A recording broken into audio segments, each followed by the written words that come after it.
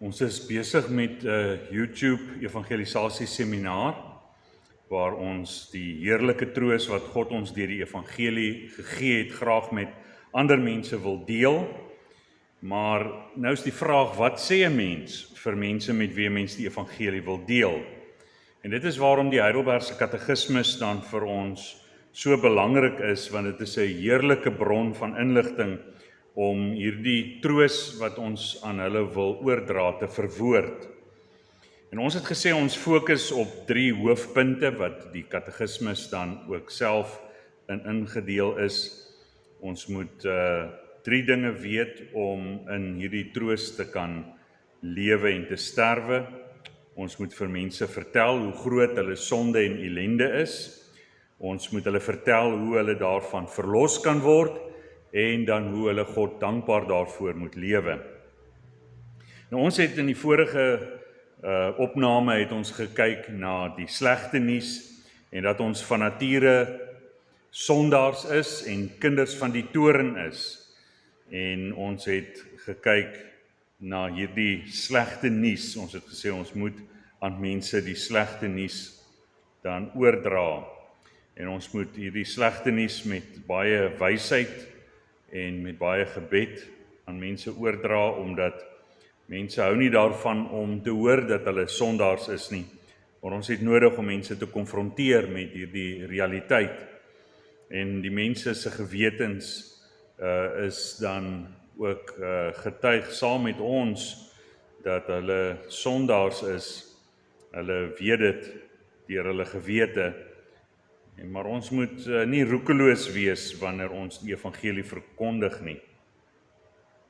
So die Heidelbergse Katekismus help ons om mense te vertel van hierdie hoop en die troos wat daar vir sondaars is.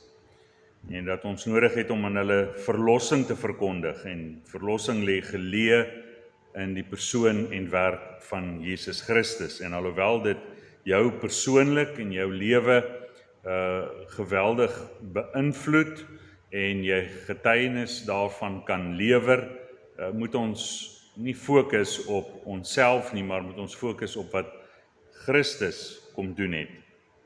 So ons het ook nodig om mense se vrae te kan beantwoord, en daarom het ons baie keer te doen met mense wat of in ander kerkdenominasies is, of ons het te doen met mense wat dan in sektariese of kultiese groepe is, en hulle het vrae wat hulle graag beantwoord wil hê, en daarom moet ons ook apologeties kyk na evangelisasie, en ons sal dit doen wanneer ons dan klaar is met die leer wat ons kry uit die Heidelbergse Katekismus, sodat ons mense wat dan vra het, se vrae kan beantwoord. Ons het verlede keer gekyk na wat die Heidelbergse Katekismus vir ons oor geloof sê. Die geloof wat ons verkondig is geleë in die blaaie van die skrif, met ander woorde, dit word vervat in die blaaie van die Bybel. En ons het nodig om te glo alles wat God in sy woord sê, maar ook ons moet 'n vaste vertroue hê dat Christus nie net hierdie wonderlike evangelie vir ander mense nie, maar ook vir my beskik het. En so ons moet in die geloof daaraan vashou. Die inhoud van ons geloof is baie belangrik, want ons sê nie net vir mense, julle moet glo, en dan los ons hulle nie. Ons moet vir hulle leer, wat is ware geloof? Wat is die kern van die evangelie? En so die saligheid is 'n werk wat God alleen doen, maar hy doen dit op grond van sy woord. En daarom is die Heidelbergse Katekismus so 'n bron wat ons so wonderlik help, omdat dit vir ons mooi hierdie gedagtes saamvat. Die apostel Paulus, toe hy die evangelie verkondig het voor koning Agrippa, en koning Agrippa wat uit Herodes se familie was, het so 'n bietjie van 'n kennis van die Ou Testament gehad, en daarom het Paulus dan die evangelie op grond van die Ou Testament aan koning Agrippa oorgedra. En ons lees in Handelinge 26 vanaf vers 27. Glo u die profete koning Agrippa? Ek weet dat u glo. En Agrippa sê vir Paulus, jy beweeg my byna om 'n Christen te word.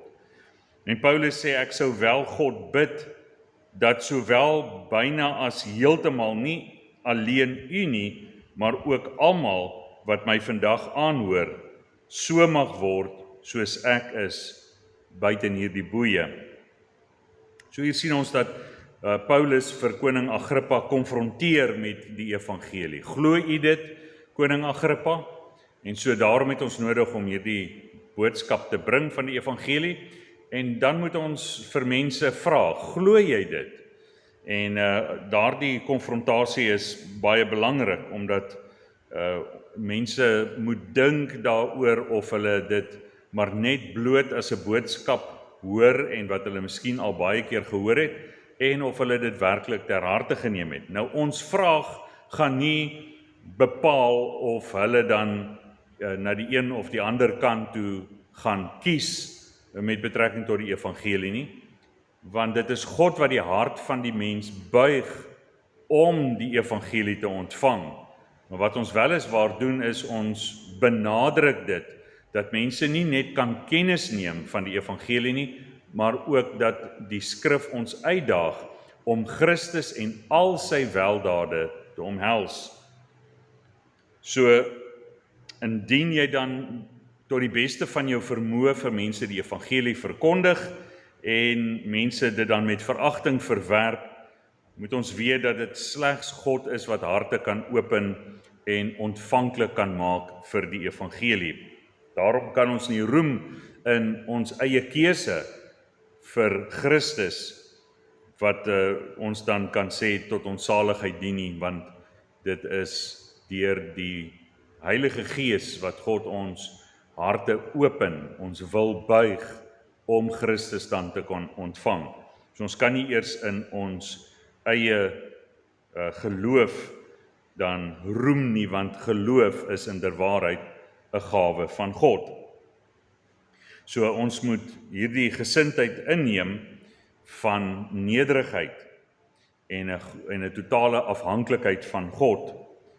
So ons is dan nou besig in die gedeelte van die Heidelbergse Katekismus waar ons dan hoe die apostolikum, die apostoliese geloofsbelijdenis vir ons verduidelik word, en ons het verlede keer opgehou by die vertroostende boodskap wat Sondag 10 vir ons gegee het, dat alles wat met ons gebeur uit die Vaderhand van God kom, en dit natuurlik uit ons belydenis van ek glo in God die Vader, die Almagtige, die skepper van die hemel en aarde, en omdat hy skepper is, onderhou hy ook alle dinge, en alle dinge is in sy hand.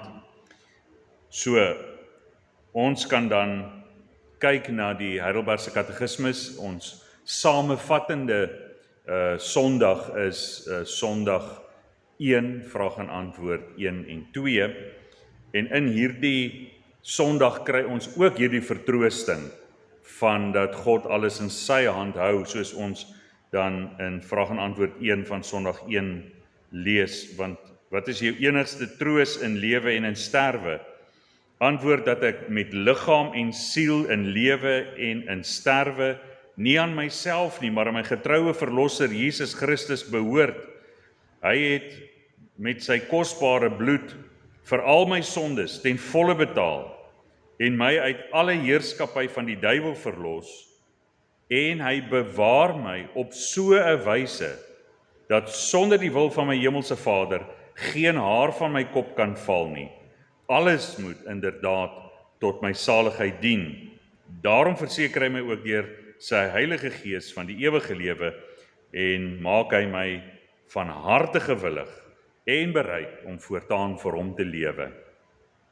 So ons sien ook daarin, sien ons dat die hemelse Vader alle dinge beskik. En ek het vir u gesê dat die Heidelbergse Katekismus is ook baie pastoraal, want ons leef in 'n gebroke wêreld en daar gebeur baie vreeslike dinge met mense, en mense het vra, dit en dat het in my verlede gebeur, en ek het hierdie moeilike situasie beleef, en dan om vir hulle die versekering te gee, wat met ons gebeur, goed of sleg, uit God se Vaderhand beskik is, dat hy oor al hierdie dinge beheer het en dat hy dit vir ons ten goeie wil laat meewerk.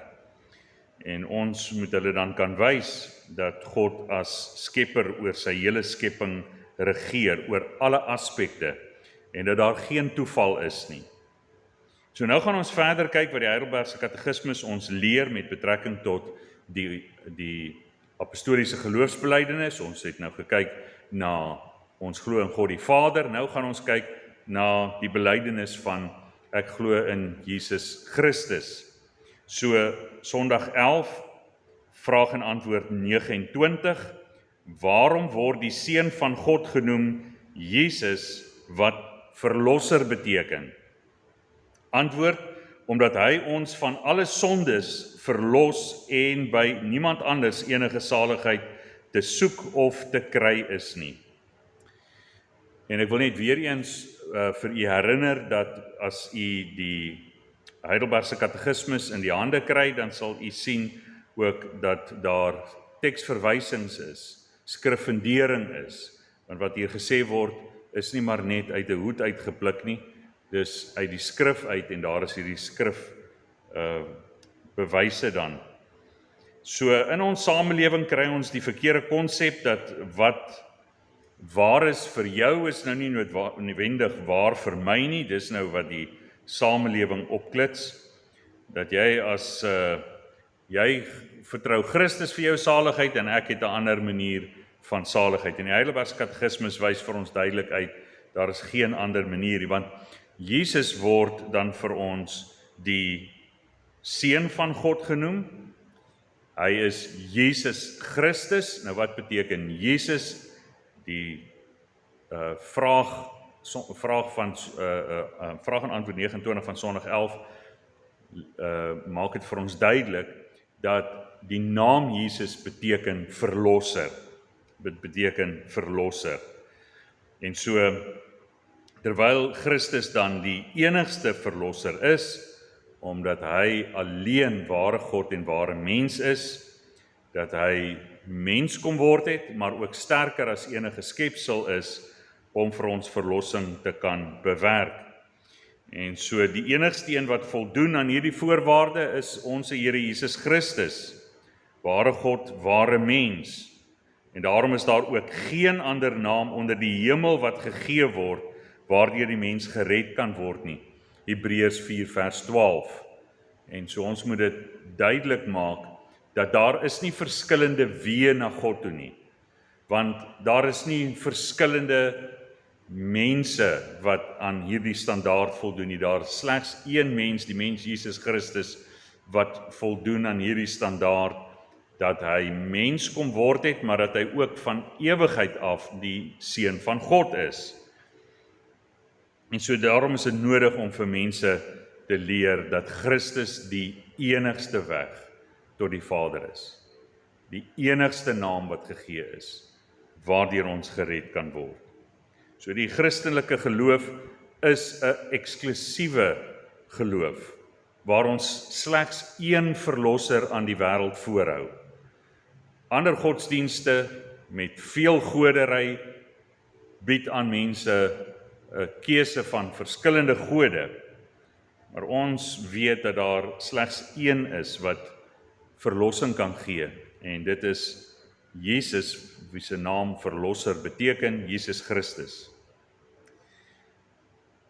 Vraag en antwoord 30, glo die mense wat hulle saligheid en heil by die heiliges, by hulle self of iewers anders soek, ook in die enigste verlosser Jesus? Antwoord nee, maar hulle verloon met die daad die enigste verlosser as heiland, Jesus, alhoewel hulle met die mond in hom roem.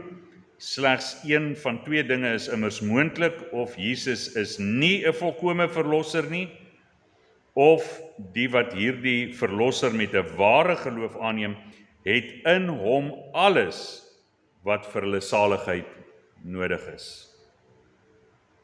En ons moet onthou dat die Heidelbergse Katekismus is in die besonder geskryf met die Romeinse kerk se dwaling in gedagte, dat mense ook deur middel van die heiliges na Christus kan gaan of na God toe kan gaan en dit terwyl die skrif vir ons leer dat Christus is die enigste weg. So dit sal 'n ewige reaksie by sommige mense ontlont wanneer ons sê dat Christus is die enigste weg, maar ons moet onthou om nie een tree terug te staan nie. Want dis alleen Christus en Christus se versoening. So die katekismus is geskryf met hierdie in gedagte en so nadat baie dan op verskillende maniere wil vertrou of op hulle eie wil vertrou of op die heiliges wil vertrou, moet ons dan hulle met hierdie boodskap konfronteer dat dit slegs Christus is wat die verlosser en saligmaker is. Sondag 12, vraag en antwoord 31, waarom word hy Christus, wat gesalfde beteken, genoem? Antwoord, omdat hy deur God die Vader bestem en aangestel en met die Heilige Gees gesalf is tot ons hoogste profeet en leraar, wat aan ons die verborge raad en wil van God aangaande ons verlossing ten volle bekend gemaak het, tot ons enigste hoëpriester wat ons met die enige offer van sy liggaam verlos het en met sy voorbidding gedurig deur by die Vader vir ons intree, tot ons ewige koning wat ons met sy woord en gees regeer en ons by die verlossing wat verwerf is, beskerm en bewaar. So, die naam Christus, of sy naam is Jesus, maar Christus is dan 'n titel wat beteken gesalfde. En Christus is dan die gesalfde, en in die Ou Testament die ekwivalent in die Hebreëus is Messias, Grieks Christus, en beide beteken, Messias beteken gesalfde, Christus beteken gesalfde. En die rede waarom hy gesalfde is omdat hy alleen deur die Heilige Gees gesalf is tot profeet en leraar en ons hoëpriester, ons koning. So, die profete is gesalf vir hulle dienswerk, soos Elia vir Elisa gesalf het, en ook dan die koning Dawid is deur Samuel gesalf, en die priesters was dit dan nodig om te salf voordat hulle dienswerk kon begin. En so koning, priester en profeet is gesalf, omdat die Vader dan sy seun met die Heilige Gees gesalf het, is hy ons koning, ons hoëpriester, ons profeet. En so hoe gaan dit ons help om die evangelie te verkondig? Waarom is dit belangrik? Want ons moet Christus reg aan die wêreld voorstel, dat hy nie net bloot 'n goeie mens was, of bloot 'n profeet, of bloot 'n aardse koning nie, maar dat hy deur God gesalf is as enigste verlosser. En so dis uiters belangrik om met die mense met wie ons praat, dan vir hulle te verduidelik wat Christus beteken, gesalfde van God, en ons weet dat Christus alleen deur die Heilige Gees gesalf is, en dat hy dan vir die volk uitgewys is as die Messias. Toe Johannes die doper gegaan het om te doop in die Jordaanstreek, by die Jordaan, het die Here dan vir Johannes gesê, die een op wie jy die Heilige Gees sien neerdal en bly, dit is hy wat met die Heilige Gees en met vuur doop.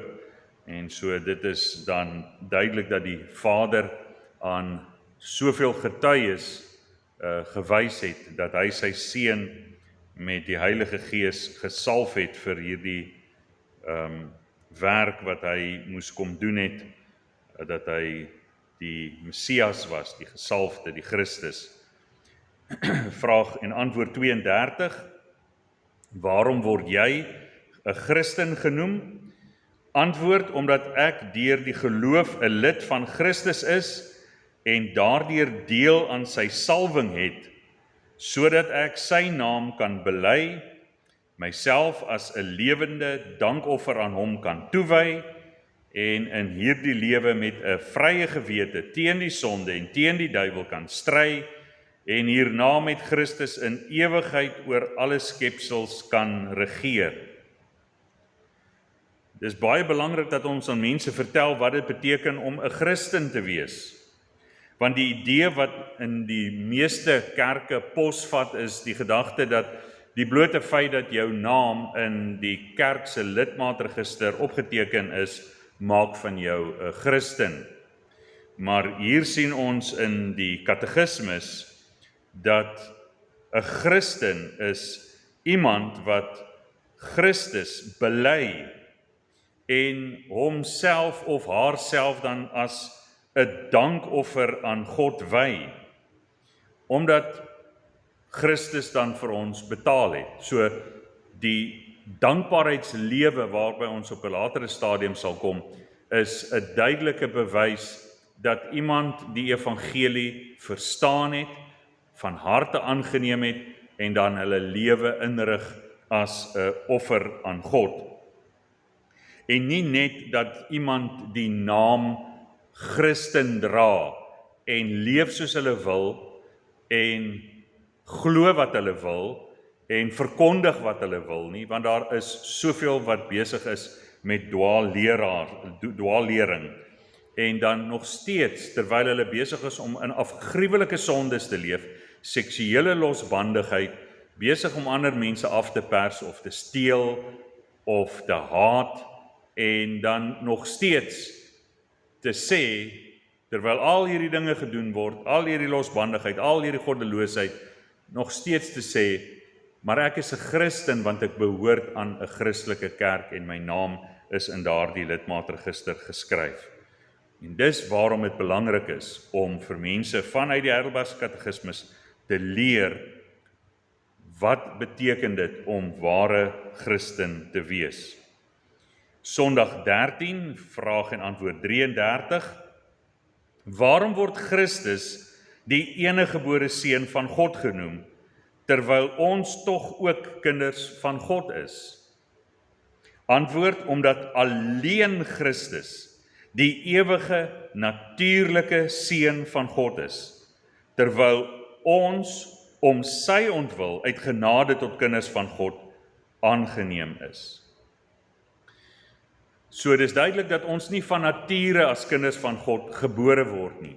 Slegs Jesus is as natuurlike kind van God gebore, seun van God gebore. Ons word in sonde ontvang en gebore, maar word deur die Heilige Gees gewederbaar en dan word ons deur die wedergeboorte, deur die werking van die Heilige Gees aangeneem as kinders van God. En so is ons dan aangenome kinders van God, wedergebore kinders van God, terwyl Jesus nie wedergeboorte nodig gehad het nie, dat hy van sy geboorte af seun van God is. Hy is die enigste, soos die Heidelbergse Katekismes dit stel, natuurlike gebore seun van God. Kan u sien hoe eksklusief die Heidelbergse Katekismes Christus dan vir ons skets, dat ons nie moet Christus verwar met al die ander opsies in godsdienste wat daar is nie. Hy is eksklusief alleen die verlosser, alleen die saligmaker. So ons moet Christus in ons oordrag van ons evangelie laat uitstaan as die een wat dan uniek is, die een wat spesiaal is. Hy wat van alle ewigheid seun van God is, het mens kom word, maar het van sy geboorte af bekend gestaan as die seun van God. Daar was nooit 'n tyd wat die seun nie bestaan het nie. En so hy is die enigste een wat ons verlosser kan wees. Hierdie dinge maak hom anders as wat dit die normale mens wat sondig is en in sonde ontvang gebore is. Christus is anders. Vraag en antwoord 34, waarom noem jy hom ons Here?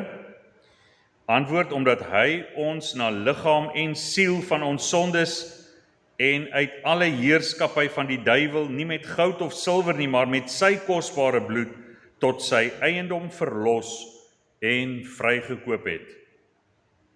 So daar was 'n prys te betaal vir ons sondes en daar was slegs een wat in staat was om hierdie prys te betaal deur sy eie bloed, deur sy dood aan die kruis en sy opstanding uit die graf. Hierdie prys kan alleen deur Christus betaal word en niemand anders nie. Kan jy weer eens sien die eksklusiwiteit van Jesus Christus bo al die ander. Sondag 14, vraag en antwoord 35, wat beteken wat ontvang is van die Heilige Gees, gebore is uit die maagd Maria?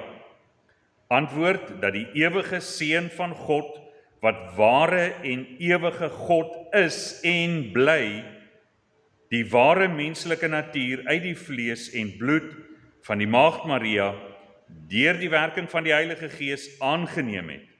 So is hy tegelykertyd die ware nakomeling van Dawid, in alles aan sy broers gelyk, behalwe die sonde. Weereens, die eksklusiwiteit van Christus.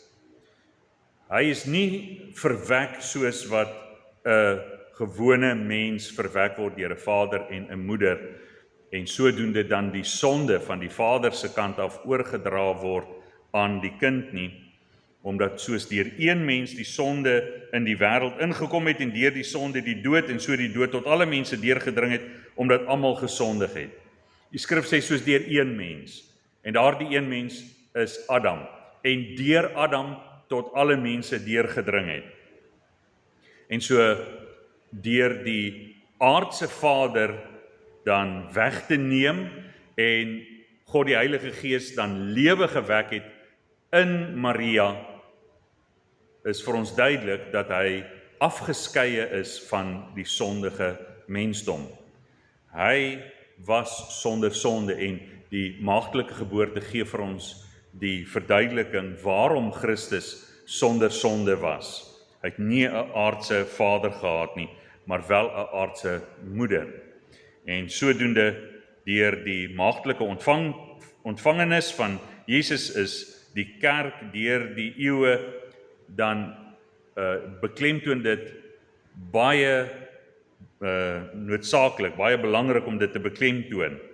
Want dit is wat Jesus laat uitstaan bo elke ander mens, of dit ook laat uitstaan bo elke ander mens, die feit dat hy geen aardse vader gehad het nie en ook nie met sonde ontvang en gebore is nie.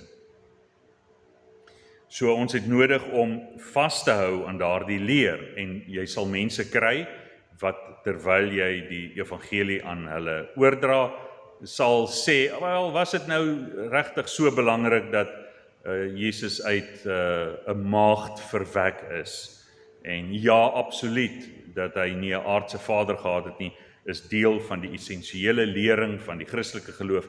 Daarom is dit dan opgeneem in die apostoliese geloofsbelijdenis as een van die essensiële dinge wat ons bely, dat Jesus Christus dan uit die maagd Maria dan gebore is. Watter nut verkry jy uit die heilige ontvangenis en geboorte van Christus? Antwoord, dat hy ons middelaar is en met sy onskuld en volkome heiligheid my sonde waarin ek ontvang en gebore is, voor God bedek. So dis waarom dit belangrik is hy wat sonder sonde was, het sonde vir ons geword. Hy alleen kon ons sonde op hom neem, terwyl hy geen sonde gehad het nie, maar ook ware God en ware mens is. So hierdie uniekheid is die rede waarom Jesus Christus die enigste naam is. Jesus is die enigste naam onder die hemel wat aan ons gegee word, waardeur ons gered kan word. Daar is geen ander naam wat gegee word nie. Eksklusief, eksklusief, eksklusief. Ons moet hamer op daardie punt dat Christus eksklusief dan hierdie besonderse, dat hy gesalfde, dat hy die verlosser is, dat hy die Messias is, of Messias is dan gesalfde Christus, en dat hy uit 'n maagd gebore is. Sondag 15, vraag en antwoord 37, wat verstaan jy onder die woordjie gelei? Antwoord dat Christus na liggaam en siel tydens sy hele lewe op aarde, maar veral aan die einde daarvan, die toorn van God teen die sonde van die hele menslike geslag gedra het. So het hy met sy lyding as die enigste versoeningsoffer ons liggaam en siel van die ewige verdoemenis verlos en vir ons die genade van God, die geregtigheid en die ewige lewe verwerf. Dit is belangrik dat ons beklemtoon dat Jesus Christus nie net aan die kruis gelei het nie, maar die feit dat hy sy hele lewe gelei het, in die besonder aan die einde van sy lewe aan die kruis. Want Christus het vanuit die heerlikheid van die hemel, Jesus wat van ewigheid af die Seun van God is, die ewige Seun van God is, wat mens kom word het homself ontledig en die gestalte van 'n diensknegt aangeneem. En so met sy geboorte het hy dan 'n ontlediging waardeur hy dan sy hele lewe op aarde dan gelei het.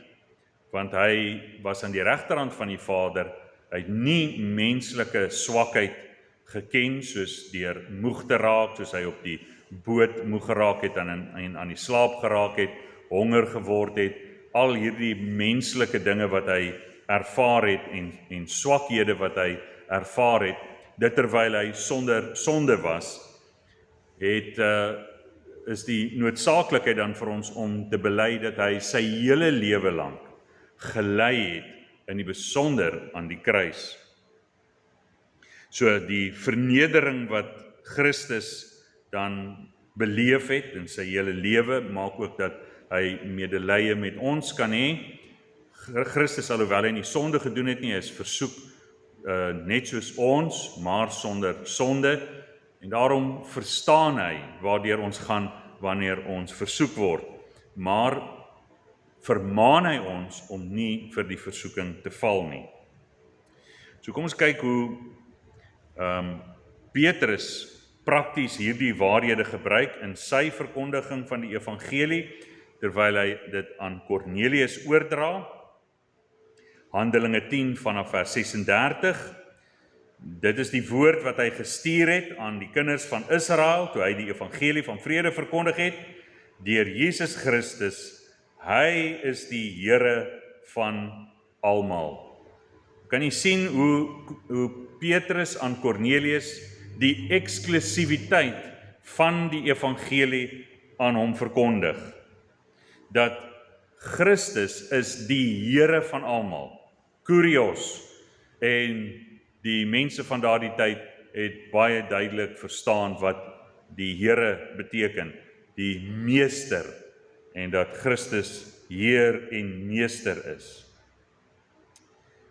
Handelinge 10 vanaf vers 37 en 38, julle weet van die saak wat deur die hele Judea gebeur het en van Galilea af begin het, na die doop van Johannes, wat Johannes gepreek het, met betrekking tot Jesus van Nasaret, hoe God hom gesalf het met die Heilige Gees en met krag, hy het die land deurgegaan, goed gedoen en almal genees wat onder die mag van die duiwel was, omdat God met hom was.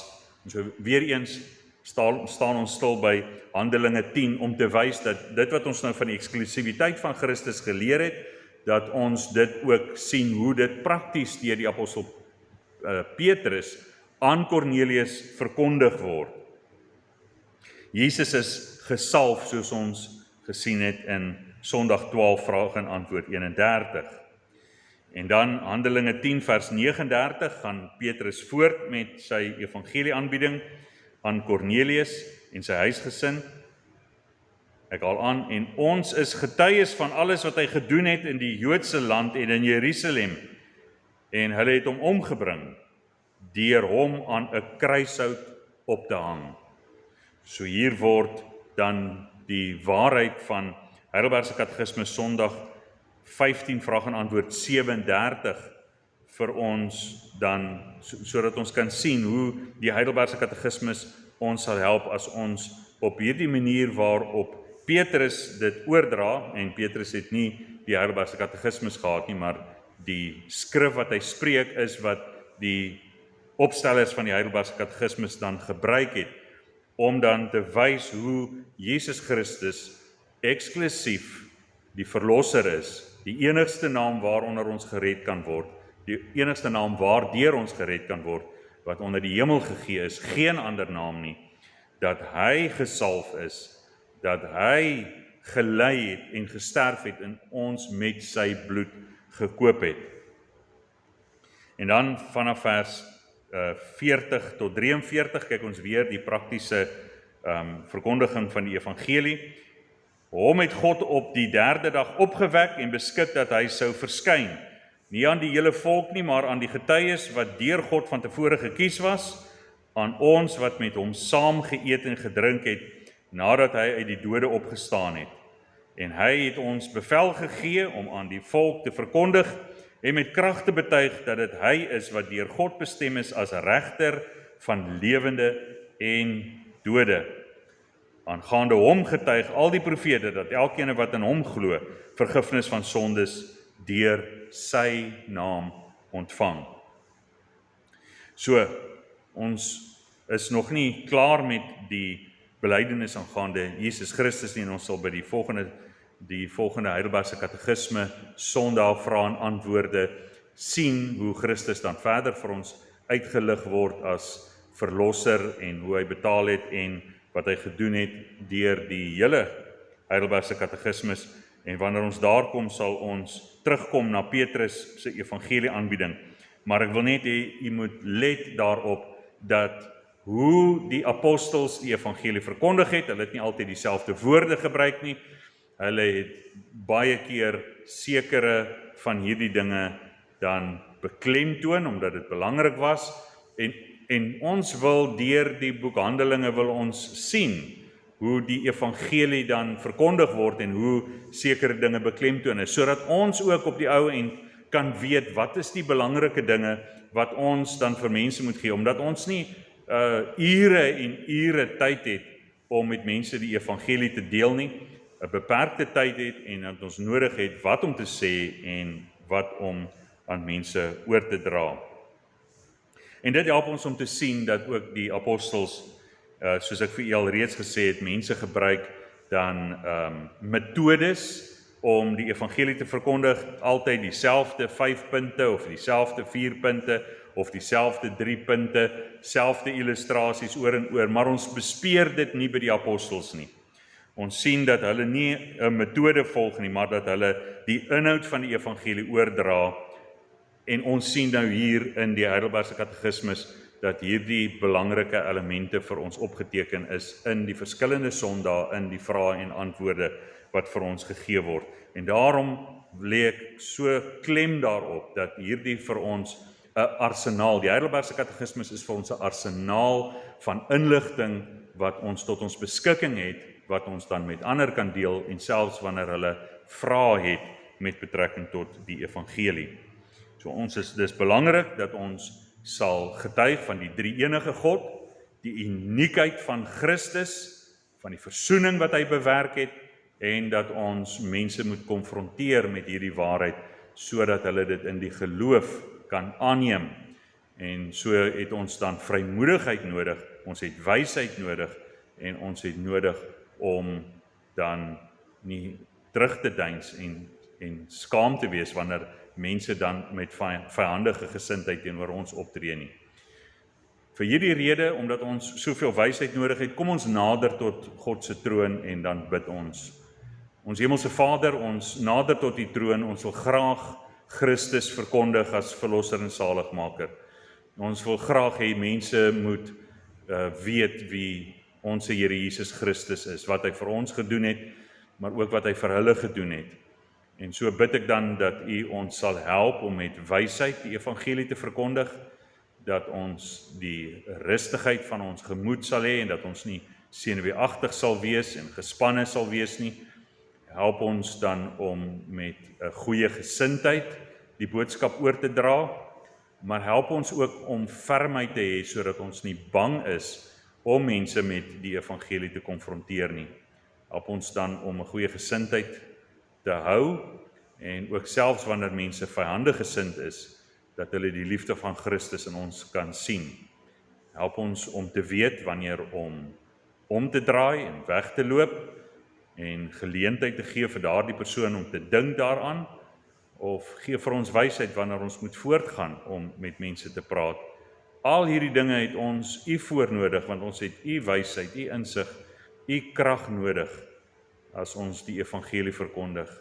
Ons het dit nie, daarom roep ons tot u, ons vra u daarvoor. En terselfdertyd wil ons u ook dankie sê vir die groot werk wat u in ons lewe kom doen het. Deur vir ons sonde te ly en te sterf en aan ons 'n nuwe lewe te gee. Ons as u kinders aangeneem het en ons ook nou begelei deur u Gees om ons lewens vir u te gee as 'n lewende offerhande uit dankbaarheid vir dit wat u gedoen het. Ons bid dit in die wonderlike naam van ons Here Jesus Christus. Amen.